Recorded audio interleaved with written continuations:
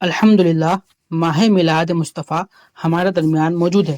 ان دنوں social media پر بعض منکرین میلاد کی ایسی ویڈیوز گردش کرتی ہیں جن میں جشن میلاد، محفل میلاد اور جلوس میلاد کو بدعت قرار دینے کی کوشش کی جاتی ہے۔ حقیقت یہ ہے کہ اگر میلاد کو سمجھ لیا جائے تو ایسے اعتراضات کی گنجائش ہی باقی نہیں رہتی۔ سب سے پہلے جشن میلاد کو سمجھتے ہیں تو جشن میلاد دو چیزوں کا مجموعہ ہے، ایک محفل میلاد اور ایک جلوس میلاد۔ محفل میلاد میں عموماً قرآن کریم کی تلاوت، ذکر و درود، نعت رسول، سیرت مصطفیٰ کا بیان، ولادت و سعادت کا ذکر، دینی و تبلیغی موضوعات پر بیانات، صلاۃ و سلام، دعا اور کھانے کا اہتمام، اور اس کے ساتھ آخر میں سلام و مصافحہ جیسے امور انجام دیے جاتے ہیں۔ اب آپ ذرا انصاف سے بتائیے کہ ان امور میں سے کون سا عمل بذات خود ناجائز، حرام یا بدعت ہے؟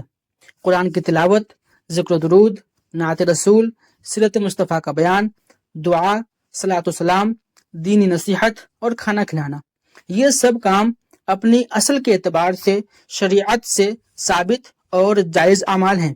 پھر جائز اور مشروع اعمال کو ایک جگہ جمع کر کے محفل منعقد کرنے کو مطلقاً ناجائز یا بدعت کہنا کیسے درست ہو سکتا ہے؟ ہاں، اگر کسی محفل میں کوئی خلاف شرع کام ہو تو اس خلاف شرع عمل کی اصلاح کی جائے گی، نہ کہ پوری محفل میلاد کو ناجائز قرار دے دیا جائے گا۔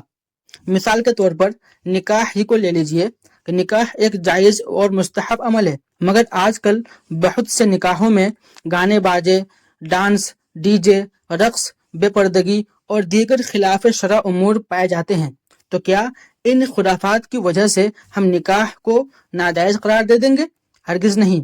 غلط کام کو غلط کہا جائے گا، نکاح کو نہیں۔ تو پھر میلاد کے معاملے میں یہی اصول کیوں نہیں اپنایا جاتا؟ کون ایسا وہابی اور دیوبندی ہے جس نے نکاح کو ان خرافات کی وجہ سے ناجائز قرار دیا ہو؟ لیکن یہی وہابی اور دیوبندی میلاد میں کسی فرد کی غلط حرکت کو بنیاد بنا کر پورے میلاد کو ناجائز قرار دینا چلا آتا ہے۔ آخر یہ دوہرا معیار کیوں؟ اسی طرح جلوس میلاد کو بھی سمجھنے کی ضرورت ہے۔